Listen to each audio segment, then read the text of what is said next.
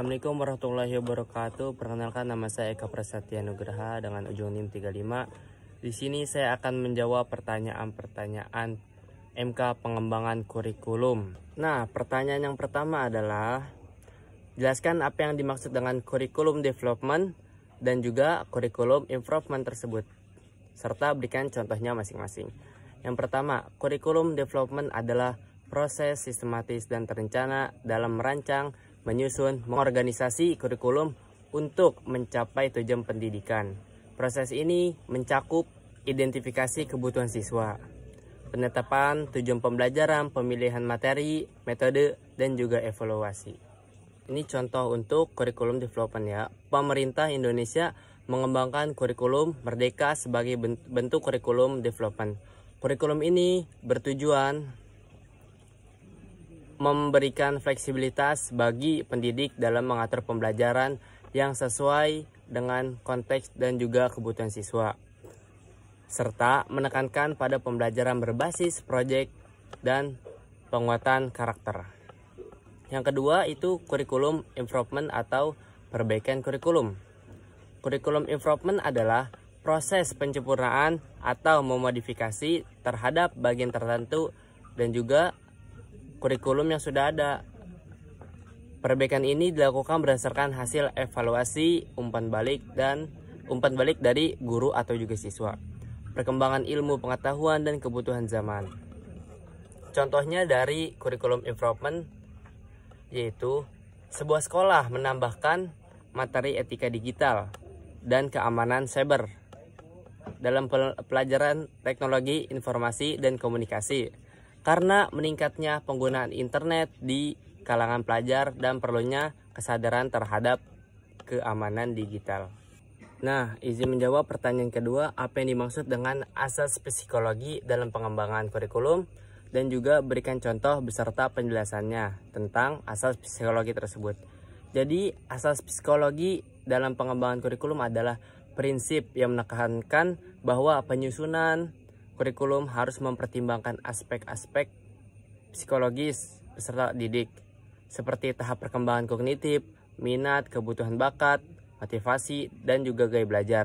Tujuannya adalah agar proses pembelajaran dapat berlangsung secara efektif dan bermakna sesuai dengan karakteristik siswa.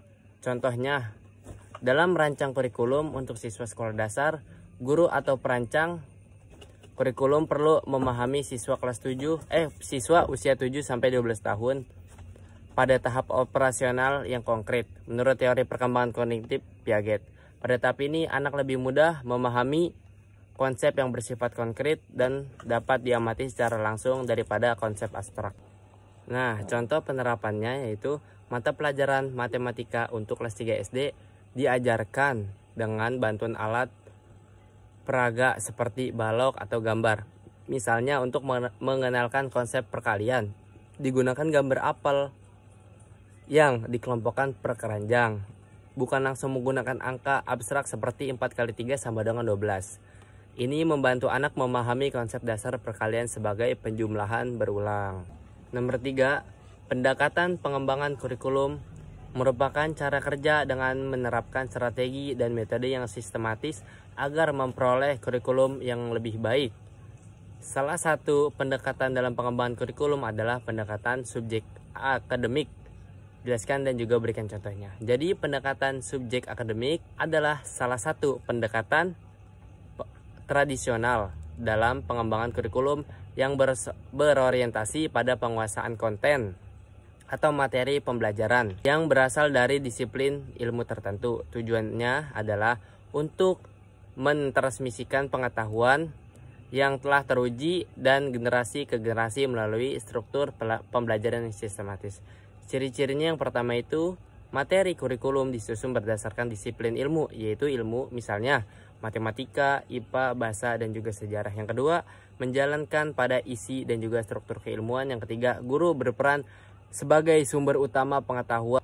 Ciri-ciri pendekatan subjek akademik yang pertama, materi kurikulum disusun berdasarkan disiplin ilmu, misalnya ilmu matematika, IPA, bahasa, dan juga sejarah.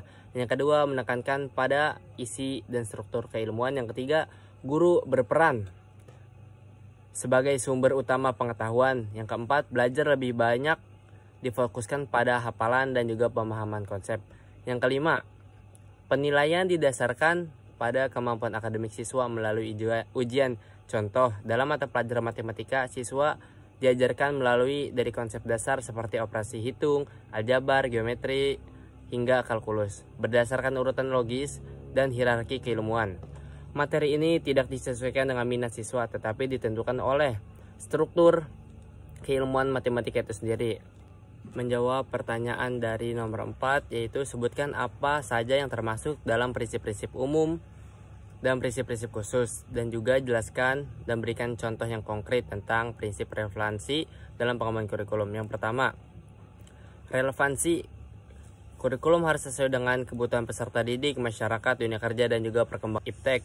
Yang kedua, fleksibilitas kurikulum perlu disesuaikan dengan perubahan zaman dan konteks lokal yang ada. Yang ketiga itu efisiensi kurikulum harus dapat memberikan hasil yang maksimal dengan pemanfaatan sumber daya yang terbatas. Yang keempat, kontinuitas kurikulum yang berkesinambungan antar jenjang pendidikan dari dasar hingga pendidikan tinggi. Yang kelima itu keseimbangan kurikulum harus mencakup keseimbangan antara berbagai aspek.